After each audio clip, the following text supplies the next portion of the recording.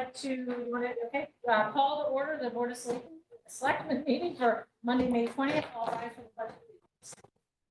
I pledge allegiance to the flag of the United States of America and to the republic for which it stands, one nation, under God, indivisible, with liberty and justice for all.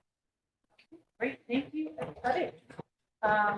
So I just have a few, if Jeannie's going to share, I had just a select update. Make sure you talk about it too.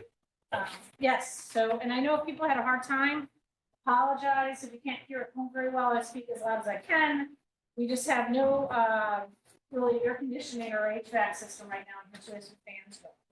But I did want to highlight, if you can forward, Jeannie, that the budget, so both budgets passed last Tuesday at the referendum. And the approval rate for the town budget was 55%. The approval rate for the school budget was 59%. The budgets passed in both districts, and there were 108 absentee votes. The turnout was higher at almost 17%, versus if you look back to last year, it was 9%, and the year before it was 11%.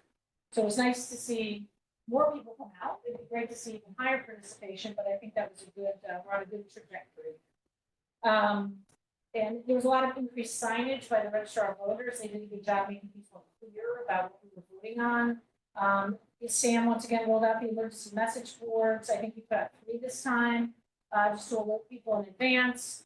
We did a lot of push notifications. We did these last year too, but I will say we probably added additional push notifications through different channels successively over several weeks leading up to the budget referendum.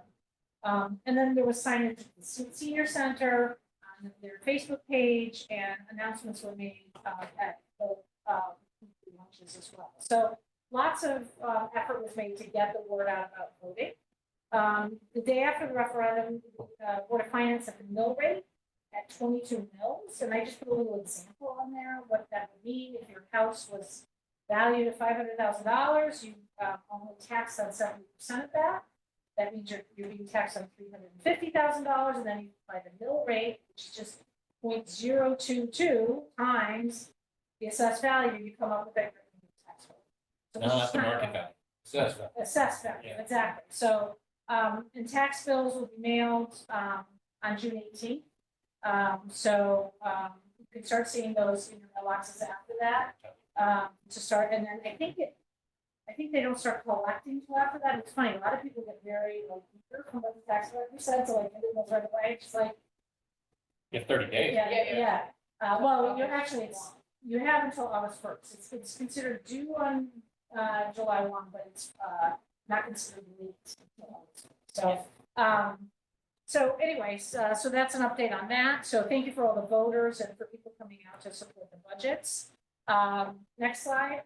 I know there's been a lot of discussion about Academy, and just wanted to let you know what's been happening.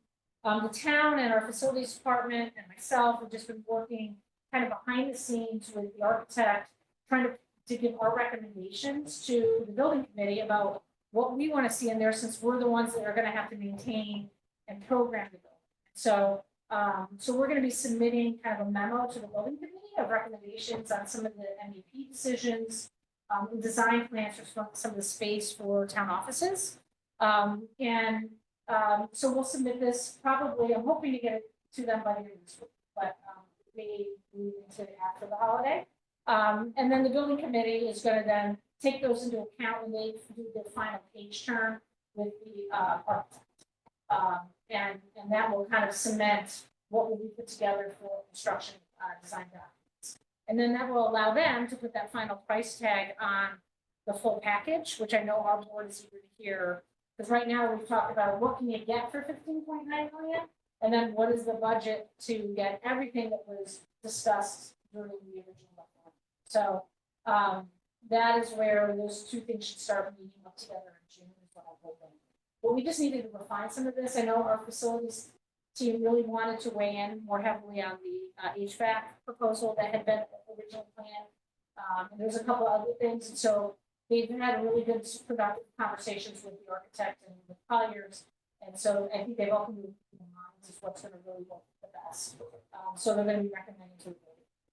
So, so that's kind of why it's been more behind the scenes work, with staff, kind of working through some of these issues before things get finalized. Because once you kind of put it in your construction design plans, kind of locked in, you know. So we want to make sure that we kind of find that we do.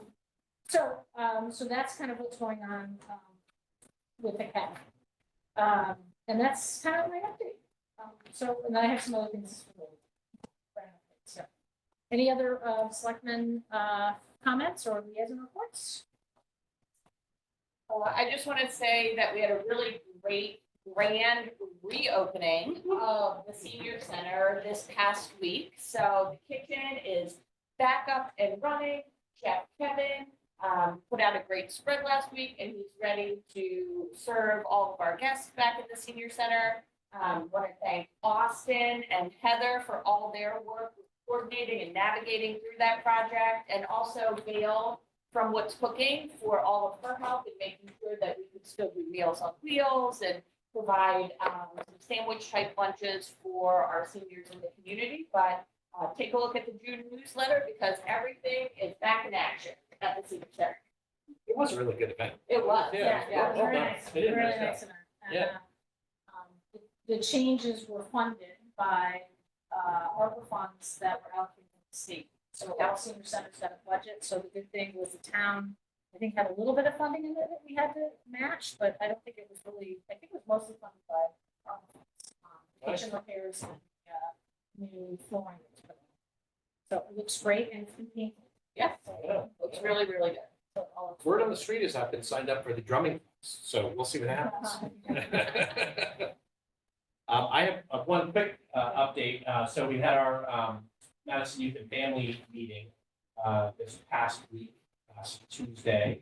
And it was a focus on clinical services, which I know through the budgeting process has been sort of an interesting and hot topic. They were talking a lot about just the steady referrals going with clinical services, about 70% individual, 30% family or parent. 159K in revenue in 2024, so good revenue, but they do feel like they continue to need more staffing.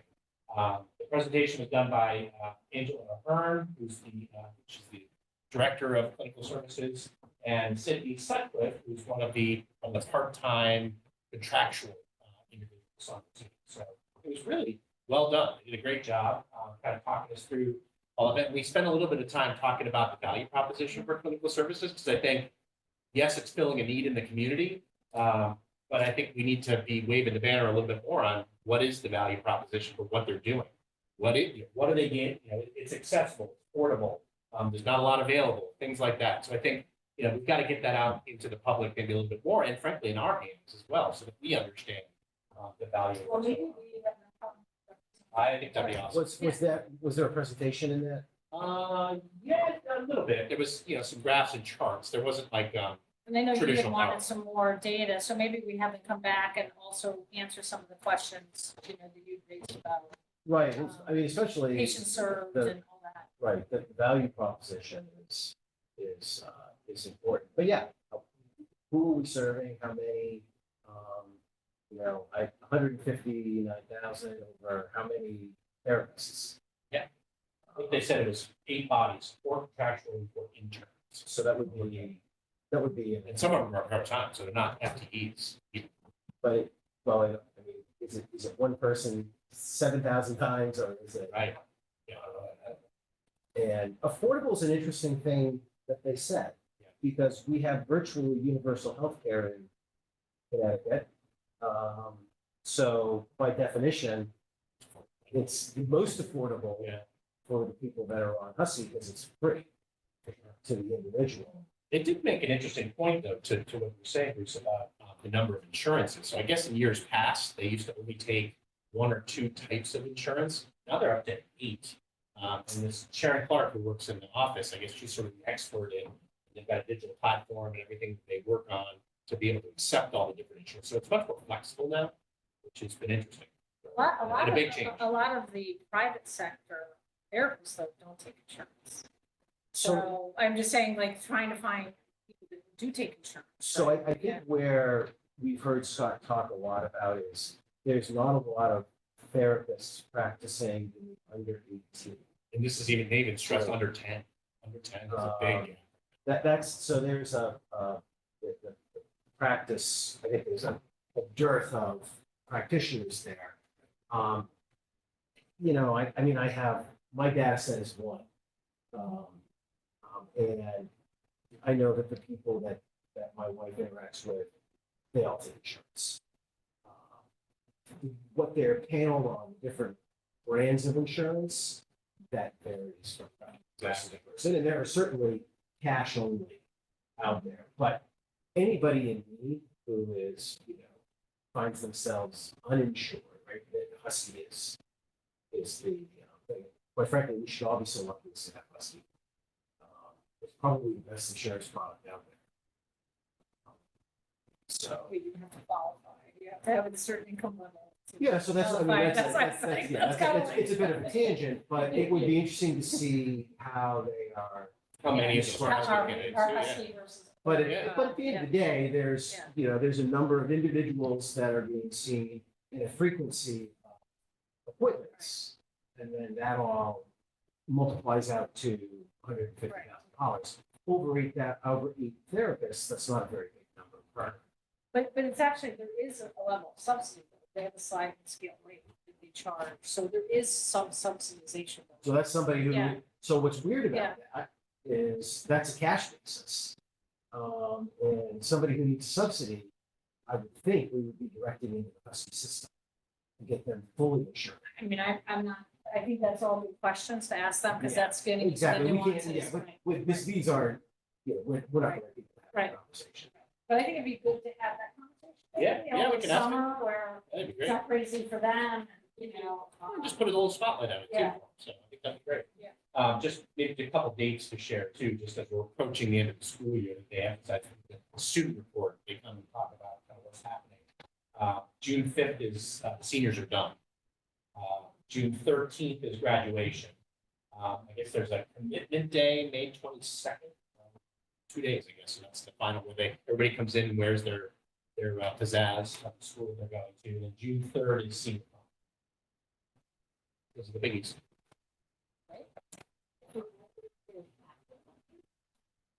Graduation is, yeah, seniors are done. Oh, okay. Any other reports? No. Al, do you have any other? No? Nope. I'll just mention Memorial Days this weekend. So just a reminder, on Monday, there's the parade and then the kind of commemoration service that follows the parade on green. Details are on the website. It's reminded that we have those activities. All right, with that then, let's open it up for any citizens' comments. Do you have any hands raised? No public is on. Okay, we just got staff. Okay, great. Moving on, can I get a motion to approve the consent agenda? Second. Okay, any comments, questions? Nope, okay, all in favor, say aye. Great. But I will highlight in there that we do have our proclamation June 1st for Pride Month, and we were having our ceremony on June 1st for that, our flag raising ceremony. This will be the 4th year. Yeah, 4th year. Item number 7, discuss and take action to approve a special appropriation request from the Beach and Rec Department in the amount of $100,400 to fund a grant matching requirement for the steep award for the town gym floor, approved by the Board of Finance on May 15, 2024. Second. Okay, and this is just basically the steep grant that we accepted last year, towards the end of last year, and this was where we had an emergency situation with the gym floor. We were excited to get the steep grant, That's awesome. and this is just our match. So, any further questions? All in favor, say aye. Aye. And just so, this will be the end of August that they will be closing the gym for a period of a couple of weeks, I think, to redo the floor. They'll try, they don't want to disrupt any summer program. So, item number 8, discuss and take action to award a contract to Diversity Construction Group in the amount of $578,000 for construction of Folsom Middle School ADA restrooms and doors, project funded in fiscal year 2023-24 CIP, and to authorize the first selectman to sign all contracts and documents associated with this award, pending Board of Finance. So moved. Second. Okay, I know we have Peter Anderson here and also Felicia who's been working on this project. So just give us a brief, right, overview. No, Felicia's been running this project. I'm gonna let her go with it, and she's gonna explain all the details. Great. So the scope of this project, a long time ago with the DRA study that was in 2018, definitely flagged some non-compliance issues, both with the interior door frame clearances and the general layouts of the bathrooms within Polson. This money has been earmarked in the CIP for quite a long time. It's been sort of parsed out differently, if you will, over the years. But this is the first year there is a significant amount of money set aside from it. We had Silver Petroselli sort of review the whole building and figure out, for the money that we have available this year, what can we get done with that amount? So the conclusion is we are going to do a gang bathroom full redesign and renovation by the auditorium. We are doing 2 single bathrooms in the entrance hallway. And then we are doing, I believe, 4 vestibule doorways to the exterior of the building. That's all this summer work. Diversity Construction was the lowest bidder on that work, who is also qualified to perform it. We have fully vetted them about the schedule. We are aware that there's a quick turnaround on that, but fully confident that we can get all of this work done this summer. And then we will assess at the end of this summer moving forward what to do every year as new money is allocated in the CIP towards ADA compliance. Great. Great. I'll be excited to see Exciting. us move forward and have some more improvements in Polson. Any questions? All right, all in favor, say aye. Aye. Great, thank you. This is one that went through the CIP and we're glad we can move forward. Thanks, guys. Yeah, thanks a lot, guys. Oh. Guys, right? Yeah. Item number 9, discuss and take action to approve applications received for the 2024 DRS Neighborhood Assistance Tax Credit Grant Program from Wellington. So Second. Okay, so this is where we just had the public hearing tonight on this. We were kind of facilitating an application where this nonprofit group wants to offer tax credits for the Wellington and Madison project, which is an affordable housing complex in town. No town funds will be expended for this. It's just we're kind of endorsing, I guess, them moving forward on this. So any other questions from the board? No? Okay, all in favor, say aye. Aye. Item number 10, discussion of post crosswalks on Boston Post Road. So I just thought it would be good to update board on and Chief Drum is going to be joining us. Is he on? He is. He's coming on now. And then, do you mind, Jeannie, just putting up is there a schematic, I think, that just shows where the crosswalks are gonna be? I know the board was sent like a huge packet. Okay, here we go. Next slide is better. Yeah, there you go. Yeah, okay, there we go. So I'll let Chief speak to this, but this has been, I think, on his hit list for a long time, these crosswalks. And it takes a lot to get things approved through the state. But we got to the point where we actually got them approved, and now we think we have a funding source to pay for 100% of them, and that's the LOTSA program I told you about before. Through COG, they're trying to, they'll pay for 100% of the construction costs for sidewalk projects and crosswalk projects. So we want to get this moved forward, and I just wanted to brief you on it because this never really went through CIP because I'll be honest, the price tag when we got this back from the designers, wow. For a crosswalk. So we kind of just, but then now that we have this funding source, we want to move forward on it. And we will put it in CIP this summer, but we want to act on getting the grant money soon. So go ahead, Jack. You just want to explain it because I know these are your babies. You want me to walk you through where we're putting them on Route 1? Start with that first. Yeah. Okay. All right. Good evening, everybody. first one has been, we've been talking about this for a while now. It's probably 3 years in the making. The first crosswalk, which we're going to be putting in, is going to be West Wharf, Lantern Hill at Route 1 by the golf course there. What you're going to see is the crosswalks crossing Lantern Hill and West Wharf, probably sooner than the state's going to catch up with us with the crosswalks crossing Route 1. That encroachment permit has been put in by John Anako, and it's we were just waiting on approval from the state of Connecticut. The second one that we're looking at is at Cottage Road in Route 1 and Dudley in Route 1 on the eastern part of town.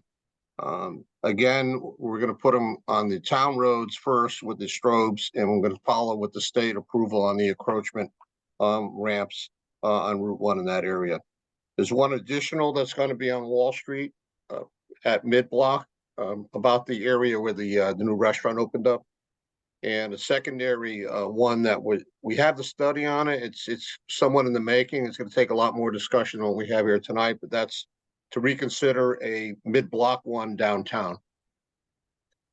Questions, comments, observations?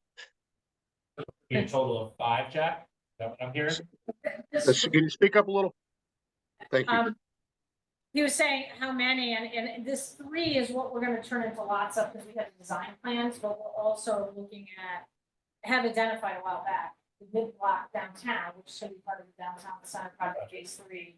And then what was the other one, Jack? Wall Street. Mid-block on basically up from where Wall Street is, probably mid-block on Wall Street. From the logo, like there.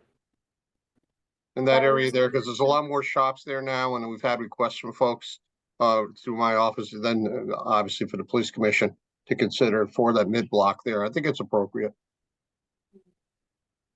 And that would be an easier one, because that would be on the town road. Yeah. But unfortunately.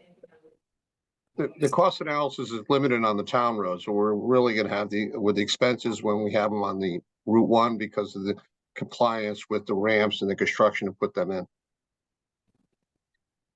And from what I recall, this has been an ongoing conversation you've had with the public for a while, right? Wanting to put these crosswalks in. So I know even when 5 years ago, this was talked about in the police commission. So it's nice to see it get to this point. Yeah, it's been ongoing. I'm looking at Al, looking for a reaction. Al, how long has this been now in the police commission? I mean, there's a lot going on. We did meet on the second week of April with all the DOT, the powers that be. There's about 21 members of DOT and their consultants. We walked from downtown all the ways out to Hammonasset, and they came back, and there's some other additional areas there that they're looking to increase the safety. One area of concern was we have a citizen who's legally blind who walks on Route 1. So we have to do some changing with the signals that we have at Liberty and Route 1, and also what we have where Scotland meets Route 1. What they also are going to put in, this is kind of a snapshot of what they did on that meeting, and this will probably be 2 or 3 years in the making. But just to see if I have the opportunity to let you know what's going on with the crosswalks. They're talking about reconfiguring that intersection itself, Route 1 at Scotland, because of the sight lines.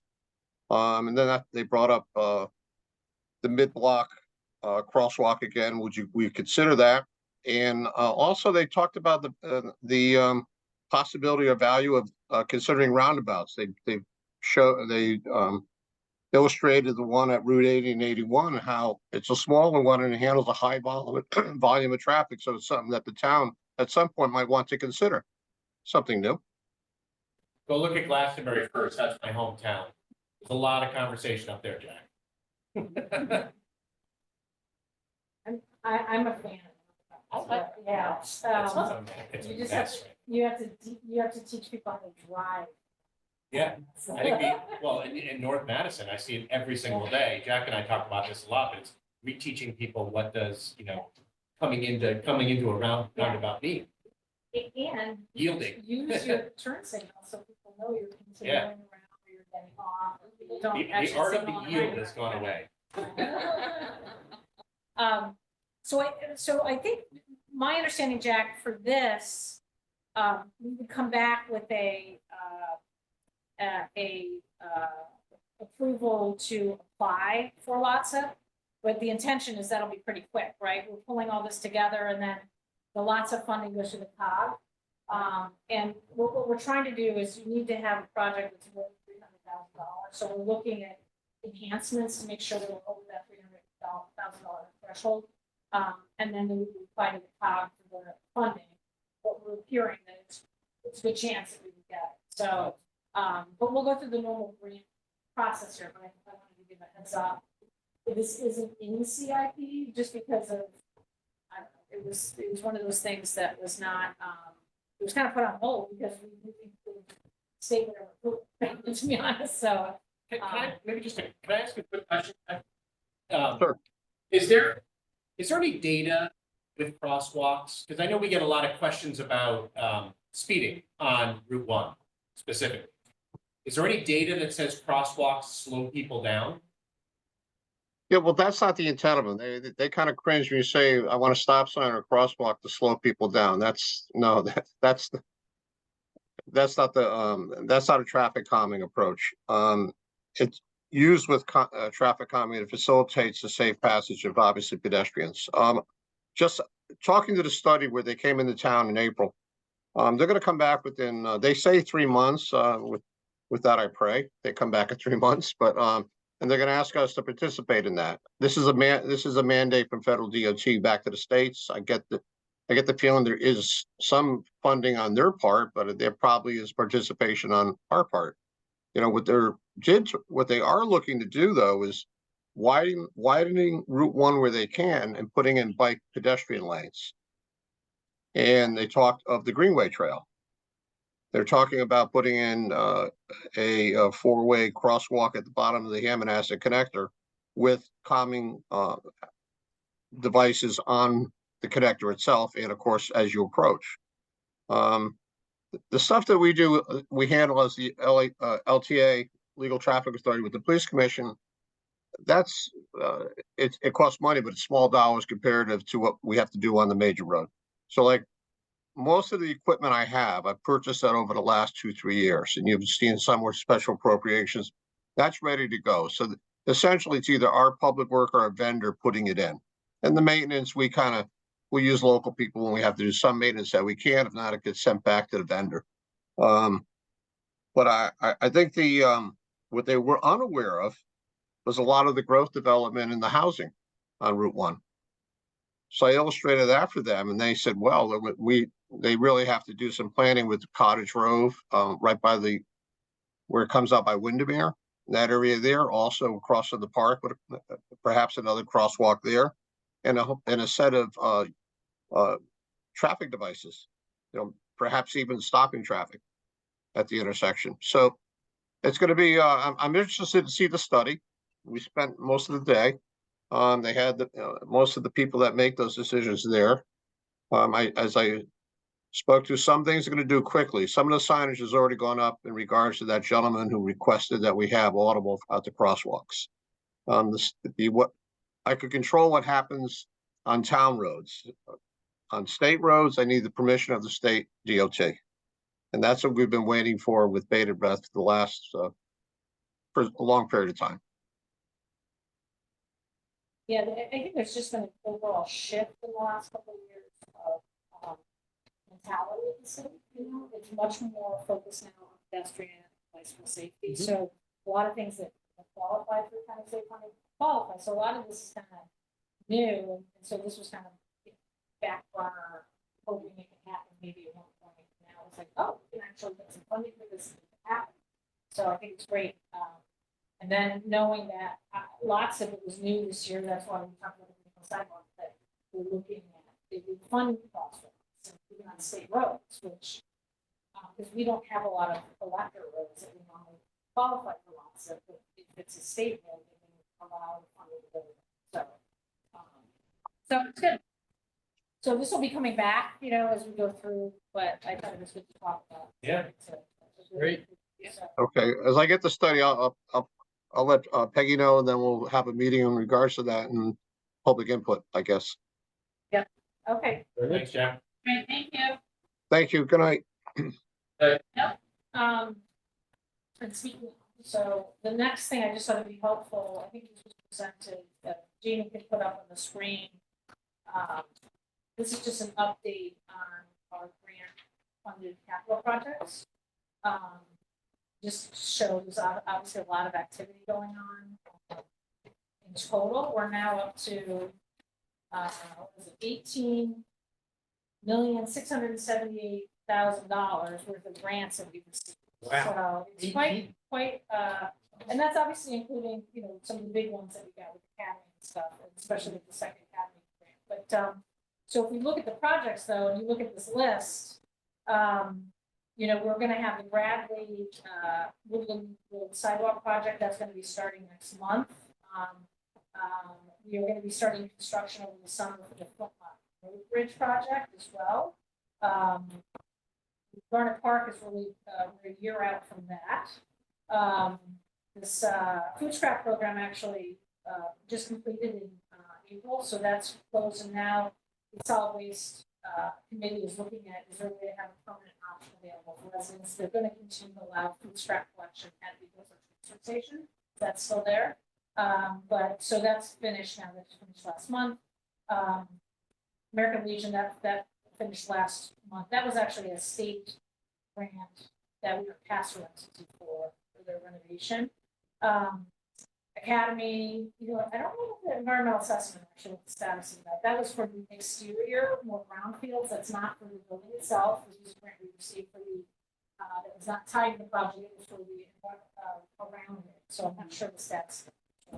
Academy, we've talked a lot about with the additional, we haven't gotten the documentation yet for the Department of Agriculture for the $3.6 million grant that we received. Garden Point, that is, I was confirmed today, they're still expecting fall construction.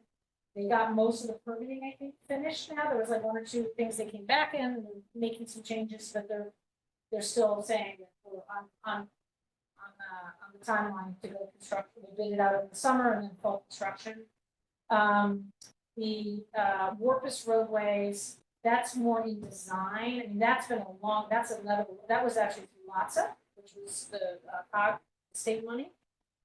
You're gonna hold a public information meeting. We're a little behind on that one. That one's been out there for a long time, but once we have that public information session, they can complete the design proposal for that. The bike pad is looking at different projects that they want to recommend. After the study was completed now. So right up the next slide. The downtown center phase 3, which we received 2 grants for from the state. We are going to be in design this summer, and there will be a lot of public input. And that will be crosswalks, and basically it's taking what had been done 15 years ago, but updating it, making some modifications, adding a crosswalk. So that design process is going to be starting. With 15. Yeah. Well, that was for the original story. Yeah. That's been ongoing. The emergency shelter generator, you know, that is, I think we're going to hear from the Postal Building Committee in June about the timeline for all that. And we were lucky because we get another $500,000, you know, in December from the state for that project. The firehouse expansion project, they just received some design build proposals. We're still hoping to go out, you know, late 2024 for construction, but we'll probably have Sam come back, I think, in end of June or July, we can update on that. And then this gym floor that I talked about, they're going to start at the end of August. And then the social worker position, he's kind of working this out. He got some materials from the state, so the federal government. So that's kind of started. That's the social worker position that we just got. And then on the last page is just a kind of pipeline report. Scotland Road has been, we did not get the connectivity grant last year, but we were told we'll be in the running for this year, so we might get it this year.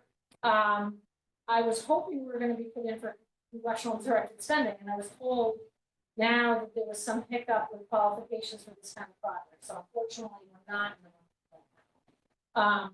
But we know that we can also apply for lots of money. So multiple sources, we're kind of looking at Stop Road, trying to do that for a little grant funding. Because it's a pretty big ticketed, project. These are just the grant amounts, so it's not the full project size here. We also put in for an additional, bonding commission request for $800,000 for the firehouse project. And that will help, I think, with the budget there. So we'll hear if we get it. We'll see. That'll be over the summer. We talked about the Green Home on Town Road. That is gonna be, I don't know what the budget's gonna be, and that's if we decide to move forward. That's the one we're having the public information session next week. But we were also gonna, all construction costs are covered by LOTSIP, so if we move forward with that, all the construction will be handled by LOTSIP. Then we have the wastewater facilities plan, which our committee is working on. We will get reimbursed. That's a great reimbursement for, we front loaded the cost of the facilities plan, and we'll get half of it back. The crossroad walks we just talked about, we're estimating $350,000.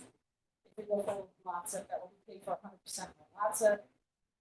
And then Sam recently applied for emergency management performance grant for $25,000 for some of the equipment in the DOC project. So that'll save a little money in the DOC project. This grant to cover like radios and stuff, that new radios and stuff with the DOC. So just showing some of the things that are in the pipeline, a little status report, of where the projects are. So a lot over the next year or two, moving forward. These projects take a lot of time, several years, to kind of lead up to where you can actually. Or 15. Yeah. Could we get a copy?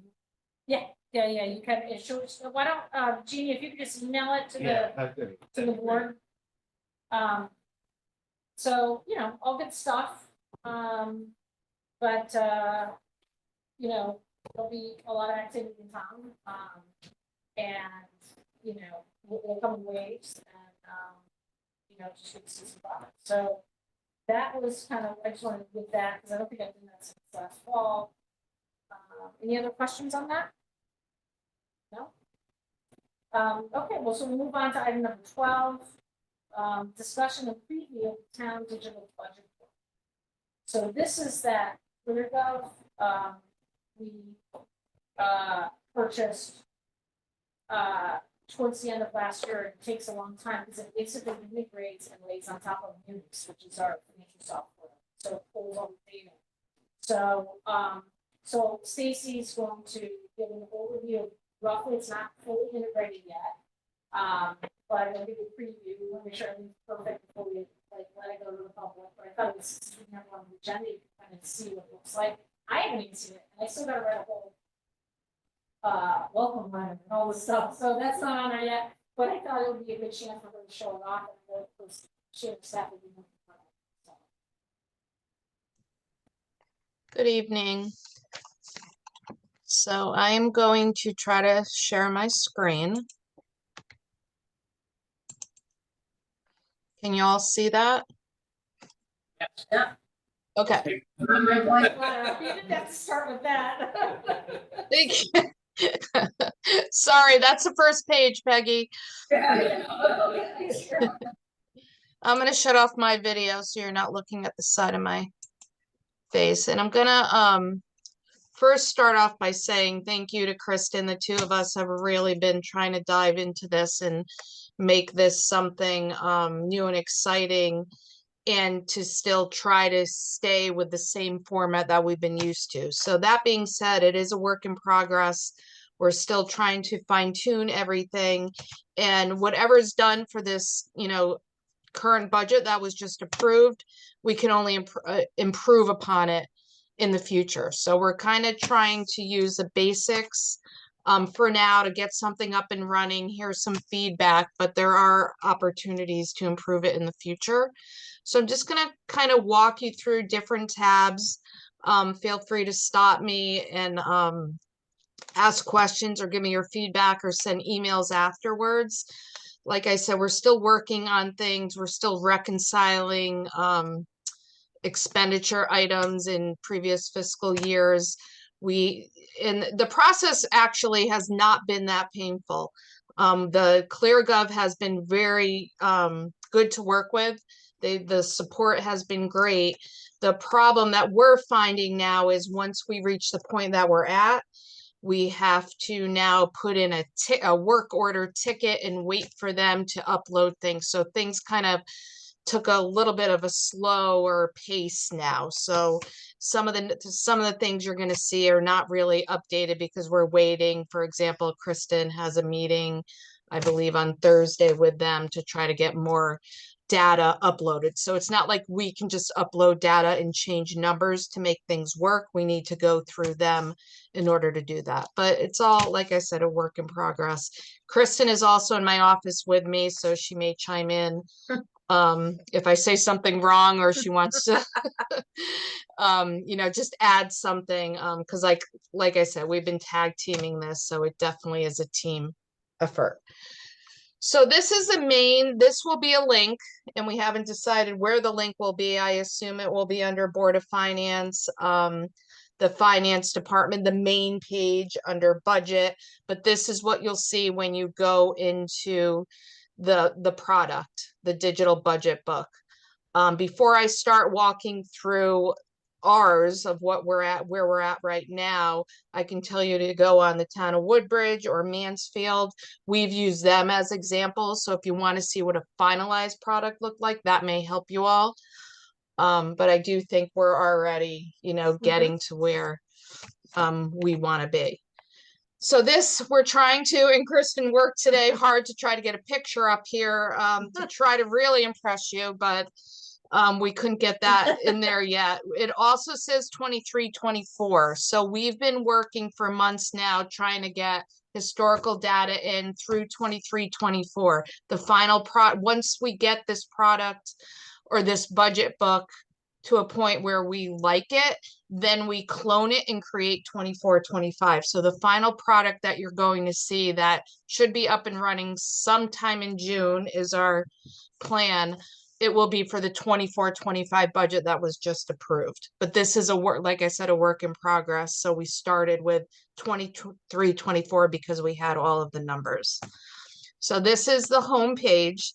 And then you have these tabs up here, which breaks down into further tabs under each category. So the introduction, the transmittal letter, as Peggy said, this will be a letter from the first Selectwoman, pretty much describing that, how we came about and what this is all about. And, now our format has changed to this digital budget workshop or workbook. This is also an opportunity to discuss any challenges or issues or things that we had to deal with this year. As we all know, we had, a little bit of the grand list, for example. So this is an opportunity to address items that, we had to work with for the 24-25 budget year season. The next tab under introduction is the history of Madison. Here's a nice little picture we got in here. And we have to proof all of this, but we did put a little description about our town. This came from a mix of resources, our annual audited financial statements, as well as our official statements that we issue when we issue bonds. So we're gathering information from all over the place. But again, it needs to be proofread.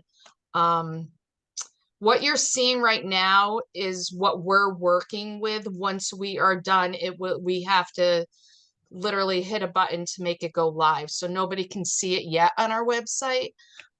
So this can all change before it actually goes live for the residents to see. The next tab under introduction, these are demographics. This was a huge thing that ClearGov offered. This is information that they actually accumulated for us. So this was a great page for us because we didn't have to add anything in here or proof any of the information on here. It's, population, households, just interesting economic analytics information. Next page. This we did create, so your names are in here.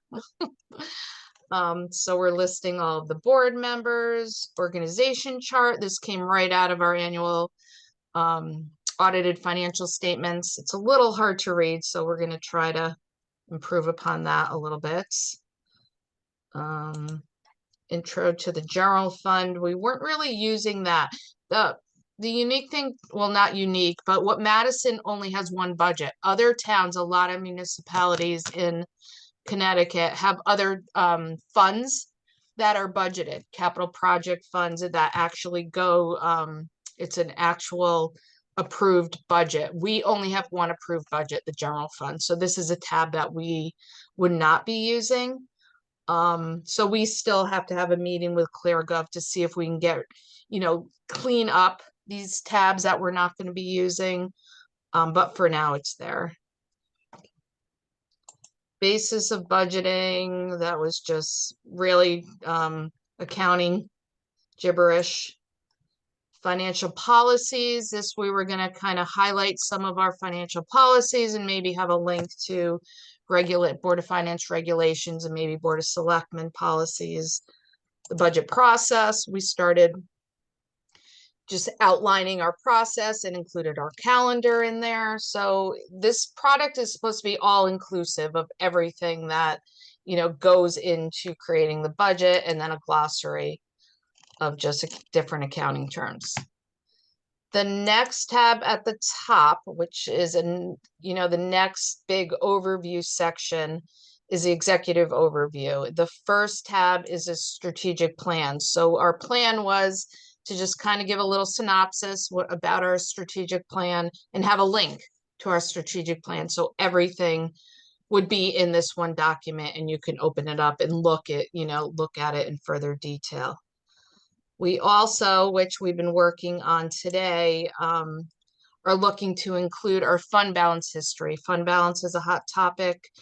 So we're creating a chart to show us where our unassigned fund balance is, showing our Board of Finance regulation, and just kind of like a show and tell, just because this is something that, the residents are very interested in. But again, we still have to review it. I don't love the red. We're having a problem picking colors ourselves. But I would think red is not a popular color when we're talking finance info, but we'll definitely work on that. Another item that we shared during the budget process is all our full-time employees. So our FTEs will be included in there. And then these other two, we're not looking at this point to use those tabs. So then going over, any questions so far? Okay, so going to these next. That's okay. Sorry, it's hard to hear you guys. Did somebody have a question? No, we're just saying, I think you can move a little more quickly. Yeah, I don't think we need to see every single. Yeah, I think it'd be Oh. good. So you're rushing me through. I got it. Okay. These next three tabs, town-wide, town departments, and education. Town-wide is pretty much giving us information on the general fund. It shows us revenue and expenditures. Prior years, we're looking at actual. The most recent 2 years, we're looking at budget. But this is an overview of everything, including Board of Ed. So you'll see a summary of revenue and expenditures, all the detail behind it. You'll see pie charts by department. You'll see all the detail behind that. And then you'll see revenue. So those were expenditures by objects. And then down below, you'll see revenue, the same kind of format.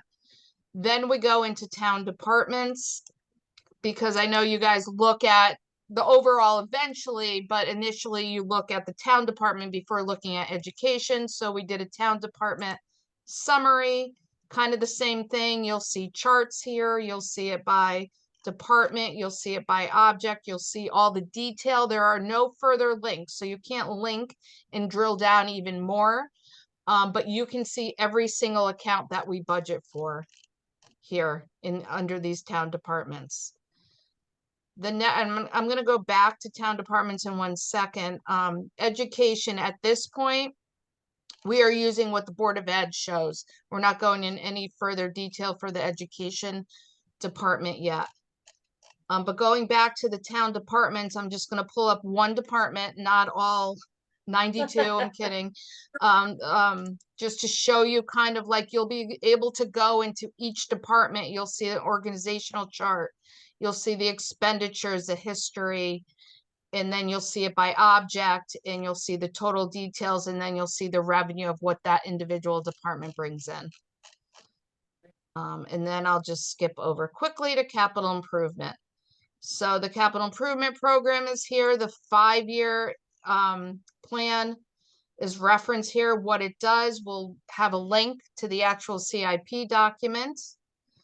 And then you'll have the 24-25 expenditures. This is what was approved at referendum by department and how we're funding it by source. Is it grants? Is it capital project funds? Is it bonds?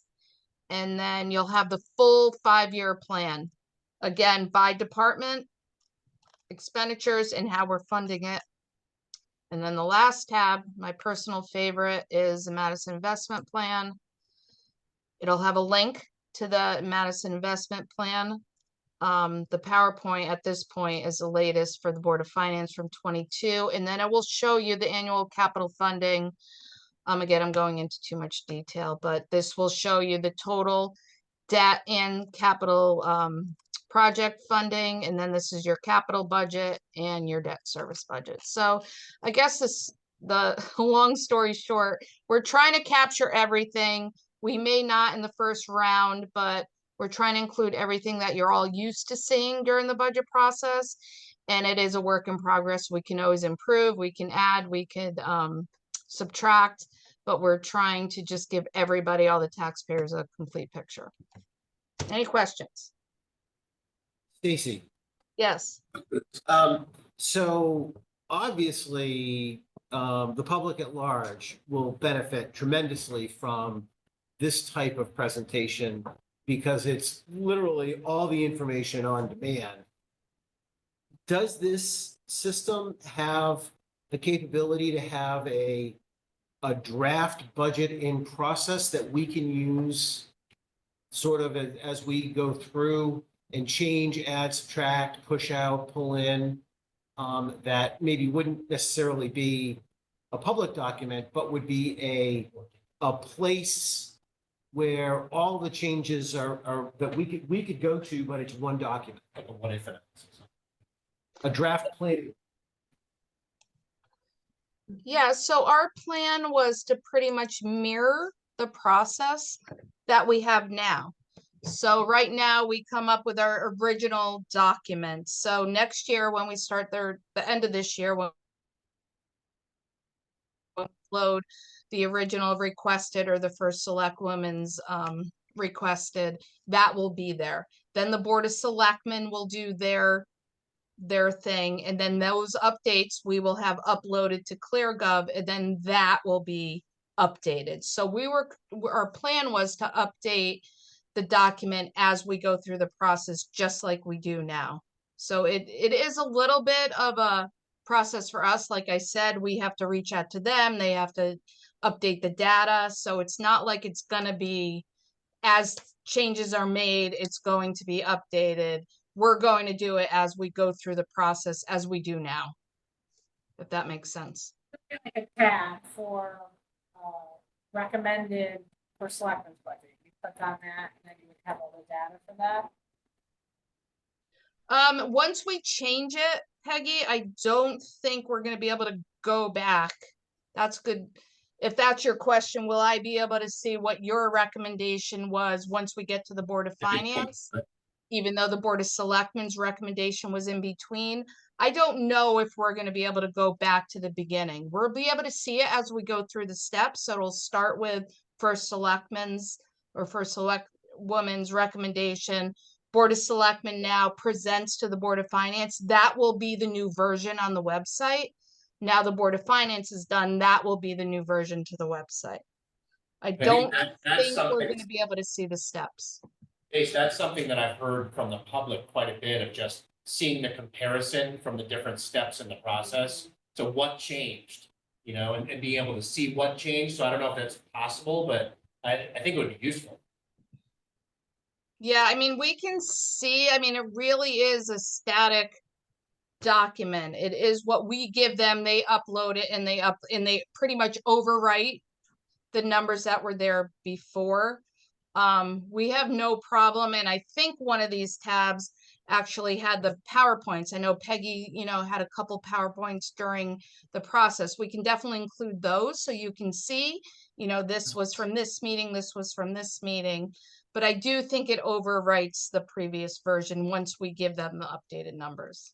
This is meant as a presentation of, Yeah. you know what I mean? It's not really a, Work in progress. Yeah, work in progress. It's meant to make it easy for people to only find information.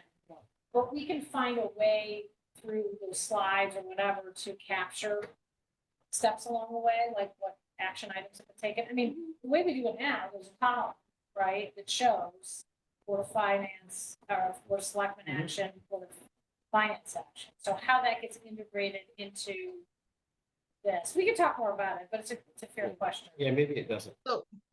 That's a great point, and I think Kristen was trying to say that to me while I was talking. The munis reports show first selectman recommended, board of selectmen, board of finance. There are columns in there, so even if we have to upload a munis report to show how we got to the latest version, we could do that. And Stacy, you said currently the Board of Ed budget won't be depicted in the same way as our town budgets. Will they eventually be presented in the same way? I mean, at this point, we did, when we committed to ClearGov, we decided to commit for the town side only. I think that's a further discussion, later on, but at this point in time, we want to include where the Board of Ed ends. It's just, we're not going to start the process from when they start in September and submit to you all, to the town in February. You will see, what they end up submitting at the end of January. So I think we decided, I did speak to the superintendent about it, and we decided, and ClearGov said this is fine, start CIA like town, then we can maybe add schools, so it would be good to do that. But it's gonna cost more money, right? So, this is an annual subscription fee that we're committing to, so, but I think it's worth, if it works well, we might decide to, the superintendent would have to agree with that, we would work with that. But I think it would be worthwhile. Let's see how this goes, and like Stacey was saying, this is all evolved, we can fix the thing. Yeah. Casey, is this a dynamic system, meaning like in work, we use a lot of Power BI that sits on top of another system. If this is sitting on top of Munis, is it a dynamic system where you update one number and then something changes, or you can zoom in and isolate a particular value? It's just static. It's static. It's a static document. Yeah. I will say, there's another company that does that level, but it was way more expensive, so, wasn't that like crazy? Yeah, so. It was that's exactly what I was gonna say. We did look at other systems. And all that stuff, but it just wasn't something that you gotta put it. Yeah. I want to say it was at least double or triple of what this product was. And this one, I think, gives us more control of what we're putting out there. We know what's out there at every given point in time. Otherwise, every time something is changed, I think that's going to be a new full-time job for every person in my office answering those types of questions. So we thought this was a perfect compromise. And then just to back up about the Board of Ed, I'm not sure which town it was, but it's, we did see that the Board of Ed did not kind of give those details as well in other towns. So it was kind of like it was a town thing. However, this is where the Board of Ed was. So it seemed to be a common theme in a couple of the towns that we looked at, that the Board of Ed did not go full-fledged yet,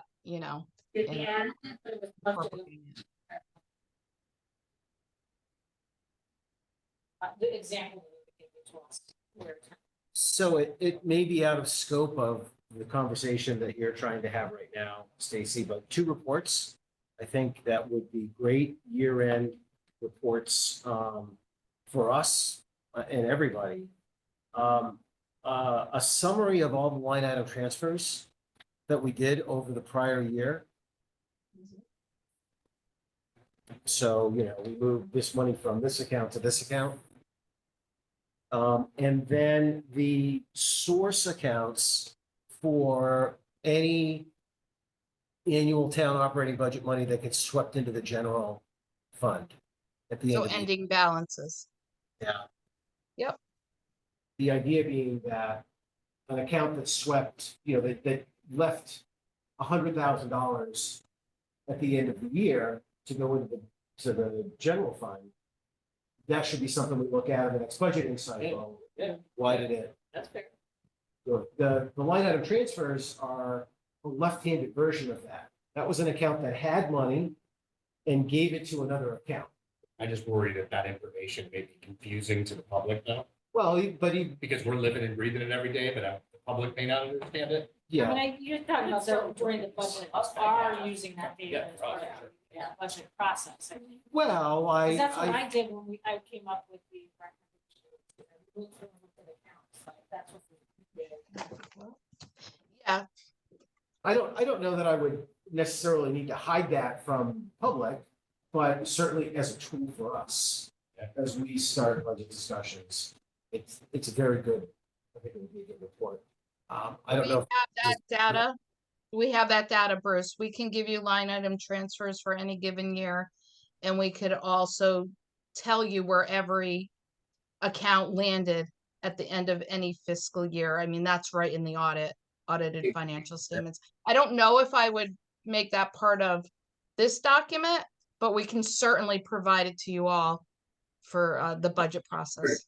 It's maybe a little out of scope for this conversation. Stace, you mentioned at the beginning of your talk, you mentioned the link and where you might put it, maybe under Board of Finance.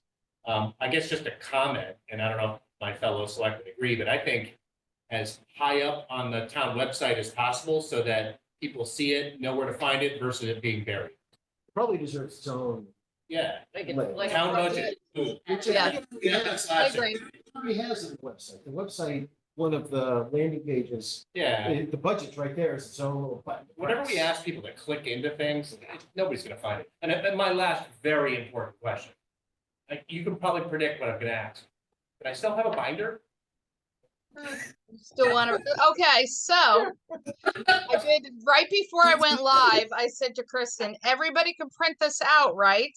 Yeah. So yes, there is a print button on here. We could print it out for you, Scott, absolutely. But even the public can print out a document. They could print out one page, they could print out charts, they could print out the entire digital budget book. So yes, it will be printer friendly. Nice. Great, no, I mean, I think we're excited to see it finalized, I'll get my letter done. And then maybe, you know, I'm assuming like in a month's time, right, we'll have this ready to go, you think, by, My goal, I mean, looking through it again today for a final review, I would ask that by the end of the fiscal year, we should be up and ready to go. I literally, we want to update everything we can and then print it out and comb through everything, make sure everything reconciles. And again, like I said, if we have a change or a question, we have to go through a few day lag to get things changed. So I just ask for your patience. But our plan is definitely by July 1st. But moving forward, your goal would be to have this available in advance of public hearings and the big discussions we have leading up to the referendum. Absolutely. We want to have it ready. You know what, we start, Peggy's letter goes out in November. We start our workshops in January, the middle of January, right? We want to walk through the process with the public on the website. It's just this initial, how we want it to look, making sure the numbers all make sense and they look and they're providing all the information to everybody the way that we are thinking.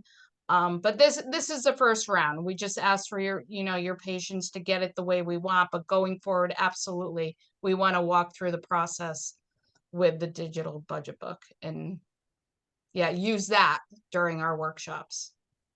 It's promising. Awesome. Thanks, guys. Thanks. Yeah, thank you. Welcome.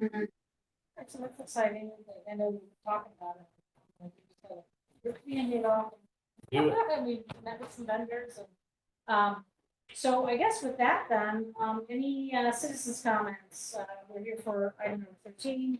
And raise your hand if you want to make, are there any? No hands are raised. Okay. I guess with that then, hearing no objection, this meeting is adjourned. Hello. Thank you. All Awesome. right.